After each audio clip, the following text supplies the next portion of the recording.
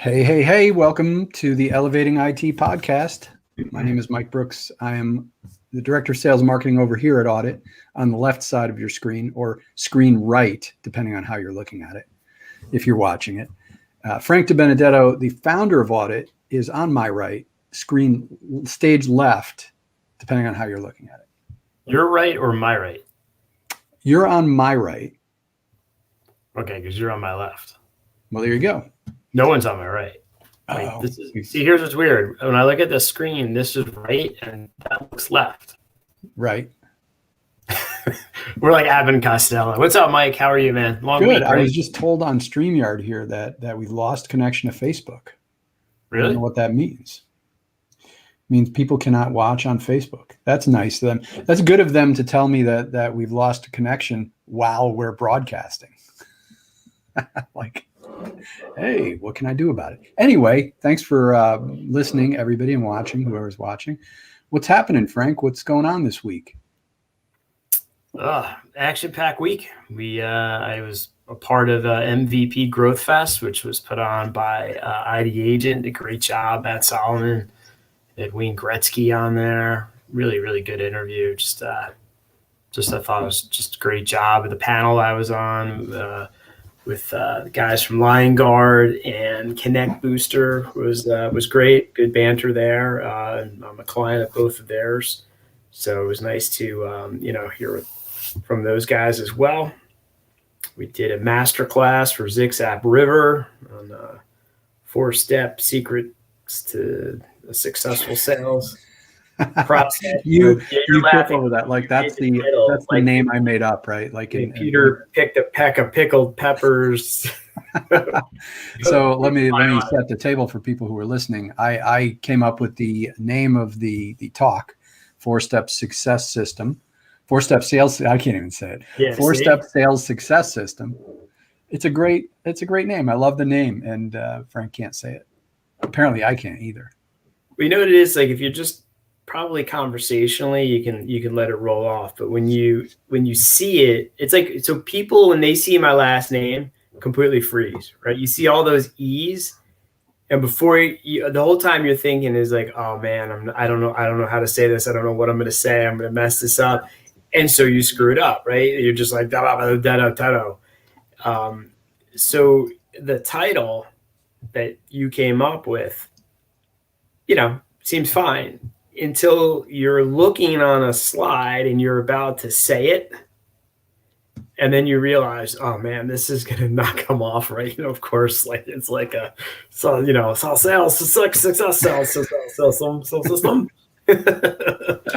I know you're always laughing off to the side somewhere in the shadows, and I know I'm like, you got me, man. 1 for Mike, 0 for Frank D. Right. We should let people know we like to have some fun. So, we sponsor these events and they're fun to do. It's fun watching you get up on stage, or it's fun being up on stage. And we're, as we're doing this, we're thinking we really want this to go well. I want you to do well, because if you do well, the audience is going to get a lot out of it, and Audit's going to do well. But then the other side of me wants to just text message you solid for the entire time, so that your pocket is just buzzing the whole time. And you got me once with that. I remember at ASCII, like one of the first events, and the whole time I'm on stage, it reminded me of the commercial with the guy's mother calls, and he's like being shot at, and he's like jumping out of a helicopter, and she's like, what are you doing over there? It sounds like you're busy. And and so I'm thinking my mom's like calling me or texting me, and I finally look, I notice it's you with like 30 texts. The whole time I'm on stage, all I feel is my phone going. So I wisely learned that I always put my phone in like my backpack or whatever I have off stage, so there's nothing to distract me. So anyway, awesome. All good Love stuff. It. It's fun. I can't wait. We're going to get back out on the road again. We're at GlueX in 2 weeks now. I think it's not next week, but the week after. So, hey, if anybody's watching this and you need to get yourself invited to GlueX, I think, I don't even know. This is our first time sponsoring it. I don't know if there's a cost for people to sign up, but if there is, we'll have free passes, I'm sure. So if there's a cost, reach out to me, reach out to us, and Mike will pay it for you if there's a cost. exactly. I will comp you. I will pay for you right out of my own pocket. Then we'll be on the road the week after, going to Robin Robbins boot camp in Orlando, and then off to Houston, ASCII. It's going to be a busy couple of weeks. Yeah.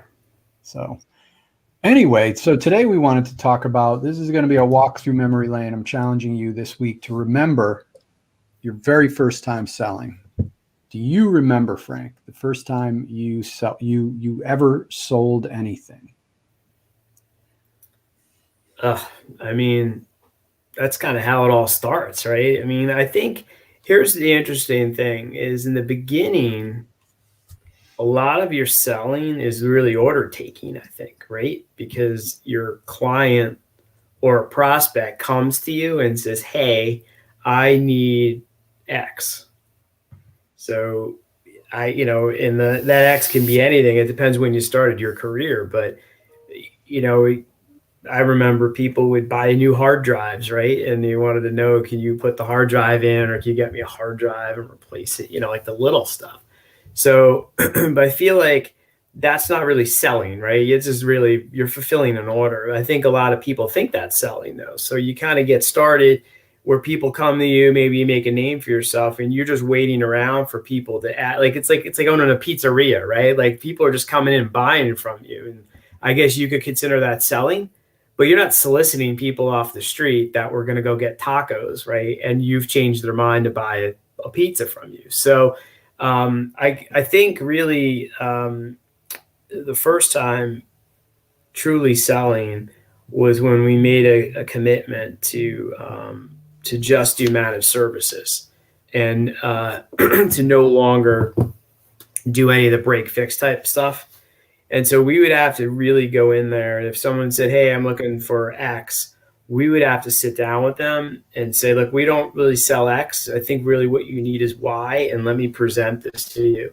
And that was probably the first time, we started to figure out and realize that selling was hard, right? When you're selling what you should be selling and not what people will buy from you, that's where it gets hard. So I don't know if I can give you the specific date and time and who it was, but I think that was sort of the evolution and that in the moment of where I realized like this selling stuff, there's an art to it. Like you can't just wait around and people just don't automatically ask you to buy what it is you want to or should be selling to them. So right.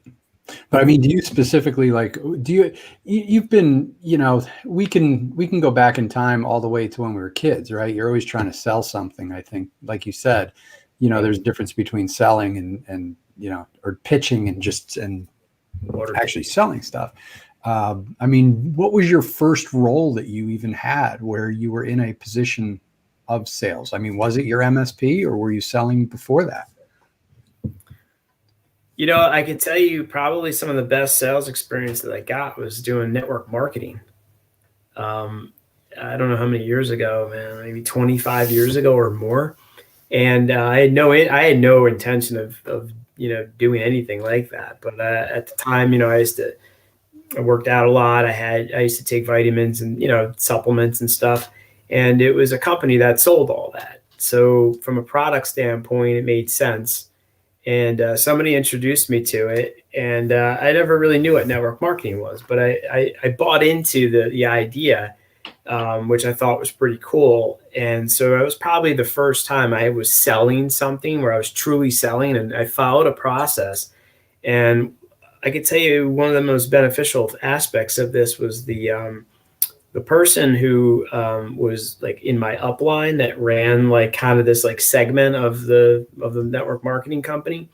He used Nightingale Conant to provide, at the time you would get a book every month and you'd get tapes every month. So we didn't really have, CDs back then. And I started reading books that I never would have bought ever. And I probably never been exposed to. So I'm reading Think and Grow Rich, The Magic of Believing, The Greatest Salesman in the World. The list goes on. And I'm reading these kinds of books that are all universal selling books. It's probably like the 101 level class for anybody who gets into sales, right? And I started reading all that, and I just remember thinking like, well, this is a pretty cool education. If nothing else works here, like even if I only make like $1, I think a lot of this is universally applicable. And I remember somebody saying to me one time, I was pitching them on the network marketing stuff, and I don't think they bought from me, but I think it was an insurance agency, a property and casualty insurance agency.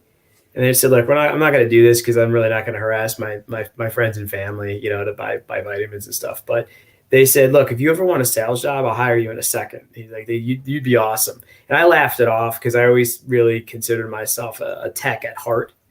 But I think that really prepared me for what was later on in life. And then, I was listening to somebody else talk today about the industry in general. And they were saying, a lot of MSPs that start are started by a tech, right? You don't get typically a business guy who just says, I want to get involved in an IT business. I'll hire a bunch of people around me. That's how people start most businesses if they're smart, right? But in the IT world, it's usually a tech who does some tech stuff, right? And, you're just sort of a sales guy because, you got to make ends meet. But you can do that up to a certain point, maybe even support yourself, right? But if you want to grow the business and a team and hire and get bigger, you got to figure this out, and you have to, you got to empower people to work with you. And I think for me, in the beginning, like I sold because I had to, I wanted to eat, right? But over time, I had to rely maybe on more of the sales skills that I learned. And then that's a constant process, right? I mean, there's always people teaching sales and marketing. It's, I've run into plenty of that. It doesn't always feel natural to me. It's not always easy. Sometimes it's complicated and requires you to change everything that you've learned before. So I think that's probably, where I could attribute to some of that sales skills from. Yeah, I don't think it's ever easy for anybody. I think if you think it's easy, you're probably not really good at selling. Because then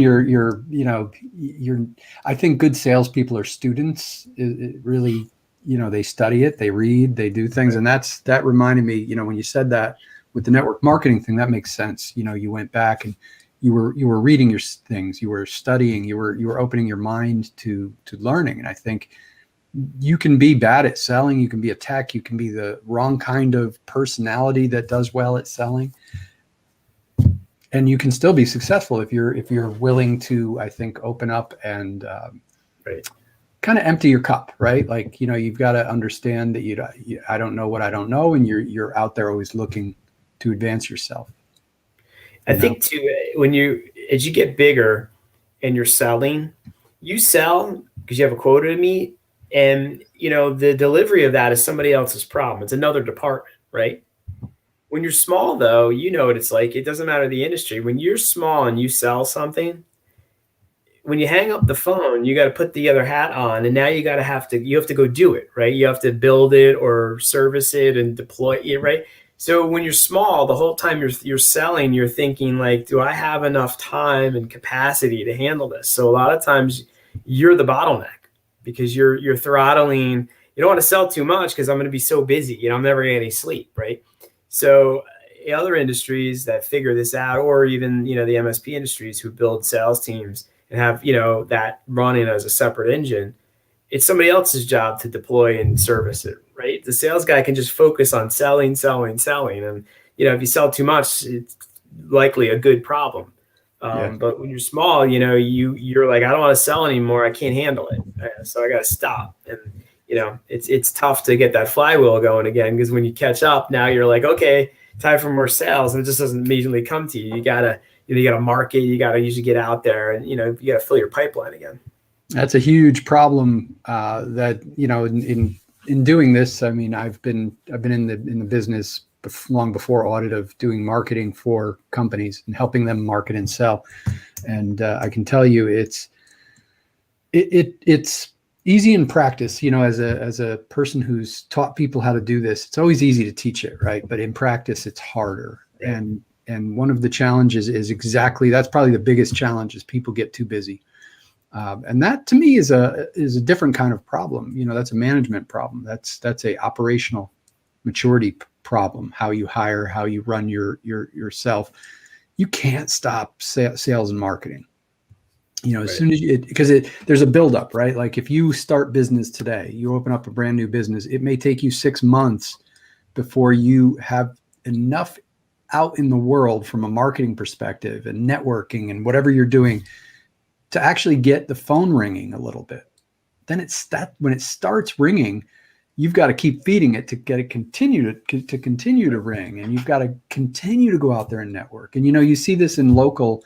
You're in a BNI group. I was in BNI groups for years, and you ever notice like people come in, like trades guys in those groups are notorious for this. Like a plumber comes in or a massage person comes in, and they get all these clients and they leave because they have no way of fulfilling and continuing doing that. And it's just, but it's, I mean, what do you think of that? Is that a marketing sales problem, or is that more of an operational issue?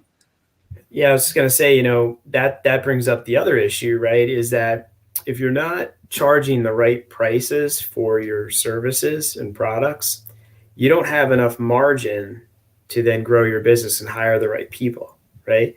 So it becomes like a dead end. Like you don't want any more sales because you get too busy, but you can't afford to hire the people to support it, so you can go back out there and keep selling, right?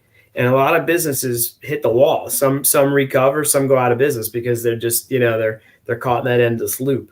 I think that's one of the unique aspects of the MSP business and industry is that recurring revenue stream, right? That MRR model, where if you totally get rid of that break fix stuff, you've got that MRR model. And if you're charging the right amount of money and you're generating the right amount of margin, your business will support the hiring. And if you Gary Pika talks about standardizing on your solutions, so that and you're having alignment there, so that way all your clients are all using the same products and services that you want them to, that you're a specialist in. Now you're highly leveraged, right? Because it's not like you're supporting 15 firewalls, you're supporting one. And so you can do that with hiring less people. So you're leveraged and you have enough margin to be able to hire those people. So it's something you learn down the line. You usually don't know that up front, but it is interesting. So let's go back now to your first time. I want to circle back to that and talk more about it. Your early days of selling. You're great at remembering all these funny stories. You got a story about the learning to sell and kind of maybe not an embarrassing story, but something where it went wrong and you learned from it. What's kind of something that sticks in your mind? I think we all have those moments. For me, one of the ones that sticks in my mind is more.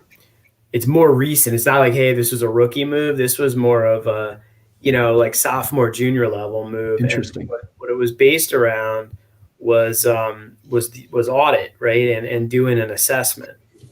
And if you follow the story, before we had audit, I'm out there marketing these assessments, getting people to raise their hand, and I go in there and I would put together the assessment. But what happened was I got to a certain point where, in the very, very beginning, I would just do fact finding. It was a lot of work, come back, and I'd have to manually put together the whole report. Then I started using the rapid fire tools types of tools where I would gather data. I did less fact finding and more data gathering. And now I had reports, but I had too many reports now. So I had the same problem, didn't know how to put things together. So for a brief period, what I stopped doing was putting reports together. So I would literally, quote unquote, sell the assessment. I would go in, I would gather the information that I needed, and I would just show up with a proposal. And I could tell you that almost everybody accepted that. But what I was really doing was just selling at a price.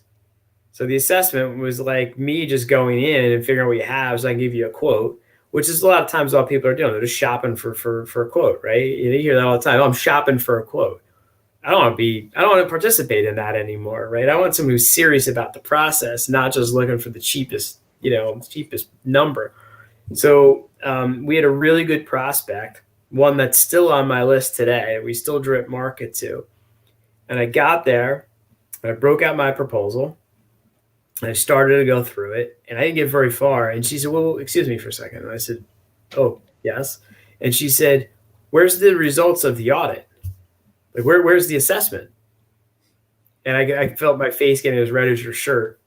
And I said, well, it's kind of technical. So rather than drag you through all the technical stuff, what we do is we review it ourselves internally and we produce a proposal for you with a solution that solves all the problems. And I could see right away I lost the sale. And I was like, what do I do at this point? Tell her, you know what? It's so much freaking work for me that I didn't feel like doing it. Right. At the end of the day, we're going to look at the proposal anyway. Let's just cut to the chase. Right. And so, she was polite and let me go through the proposal. We did not get the deal. And that was really also the point at which I said, you know what, that's it. I'm going to create audit. I'm going to create a sales presentation that works, that doesn't take me 8 hours to put together. But that's the one time that I remember just being embarrassed. Like, that's it. If this keeps happening to me, I won't sell anything. I'm just going to go hide, That's a great story. I remember I do remember that story. I was curious, and it's funny that that's a recent thing. I mean, it's not that recent. It's 5 years ago, right? Like at this point, yeah. But I was thinking maybe you'd have a story from, from the old days, from your first time out there selling. So here's the thing. Back then, selling was different, right? Because we weren't really doing the managed services stuff as much. It was really break fix. I had like these maintenance contracts, so they were paying me monthly, but it didn't include support. So, when they needed something, they would call and we would fill the order. So it didn't feel like selling because it really wasn't, right? And times were simpler back then, right? We had less moving parts. There wasn't cloud. We weren't so worried about, the cybersecurity stuff that we have today. Like the biggest threat was someone was going to bring a floppy disk in from home, or a thumb drive. It was such a different time. So the selling was just selling to their need. They'd say, hey, I need to be able to print in color. So we'd sell them a color printer. It was just like, what else do you want to buy? It was much, much less advising and just more order taking back then. And, back then I would have told you I was selling. But, again, I didn't truly figure that out until I realized that I need to sell. I can't afford to sell them less than what they need. Right. And then at that point, I really had to attract the right prospects through marketing, right? And that's when Robin taught me that. And of course, the assessment was like the hook line. And for a period of time, like I said, I did the assessments and, I did my best. I'd come in with something and we weren't so busy that it mattered. But, when we started to get, multiple prospects a week, I mean, you're talking 4 or 5, 6 hours to put these together. It used to remind me in high school, I was a really good student, but I was the worst procrastinator. The one thing I hated doing, I was a math and science guy. So if you told me I had to write a paper, remember the 10-page term paper you had to write? 10 pages felt like, like I was writing a Stephen King novel. And I used to wait to the last second. And I could tell you, I had such a sense of like fear and doom in me. Because like all my fellow students, they'd be like, "Oh yeah, I'm done," or I'm on page 8, and like I didn't even get the first page done yet. And it's literally like 2 days before. I'm sweating. I used to hate that. So I remember getting that feeling of like, how many of these do I have to do? And so I would just do proposals, and I realized I was cheating the system. But what was great practice was taking existing clients that I had a good relationship with, and upselling and cross-selling them, because they weren't really going to fire me. And a lot of what I was selling made sense eventually. Maybe they didn't buy a spam filter until they called me and said, you know what, you're right, I'm getting too much spam. I'm like, I told you. And then they buy it. So it was really good practice on the existing client. That's why we talk about business reviews and why they're so important. But it also lets you, not everybody needs the practice, but hey, you're unlikely to lose your client because you use the audit report and show them where their deficiencies are, right? I know a lot of people are hesitant maybe to try it. And I get it with a prospect. Yeah, maybe you don't get the prospect and you go, oh, I knew it. I shouldn't have used audit. And I get that. The first time, it's fear. The other part of it happens too, right? There's people that come, can't wait to tell us they won a deal and how much how much MRR they made. So that's kind of cool too. But with an existing client, man, what a perfect opportunity to present this. And when I did that, people, clients were like, oh man, why didn't we use this before? And I couldn't tell them, well, because I had to create it. Like it wasn't anything to use before. I had to build this. But that's when I knew we had, kind of had a good thing and things sort of changed for us. Well, that's a great place to segue out and start the weekend. It's 2:30, so I'm gonna open a beer. Think, nah, too early. Hey, I just bought some beers at Whole Foods. It's Allagash is the brewery, and they have an Allagash White, which there's so many beers are IPAs, and I don't really like IPA beers. So to find like a non-IPA lager or something. Like what's your favorite beer of choice? What's your absolute favorite? What would I drink? Yeah. Yeah. So like if someone's like, hey, I'm gonna buy beers, like what do you want? Heineken Light. I like Heineken Light. Yeah, I love Heineken Light. So that's my beer. And I'll drink Corona, like, I like Coronas. It depends. It's summertime, that seems like a good beer for the summer. But anyway, Allagash, they make a white beer, which I think is actually a wheat beer, but it's not an IPA. And I was in down the shore a couple weeks ago in a bar restaurant, and they had Allagash something or other, blah, blah, blah. And it was like Curio, something like that, Curio. And it's one of those beers that's, I guess, maybe brewed or stored or something in the bourbon barrels, or maybe there's bourbon in it. I don't know. Anyway, it's like 12%. So, the beer is like $15 for the beer, but it's like drinking like 3 beers. So it's kind of like you don't have to drink a ton and you're feeling pretty good. And the beer is actually pretty good. So anyway, they sell it in 4-packs. You notice that now? A lot of the beers, these craft beers, are selling them in 4s. And you go to buy it and it's like $18 for like 4 beers. And you're like, what did I just buy? Right. I used to buy like a 6-pack. And it was like, like $3 or $4 or something. But anyway, so I have some of those beers. I'm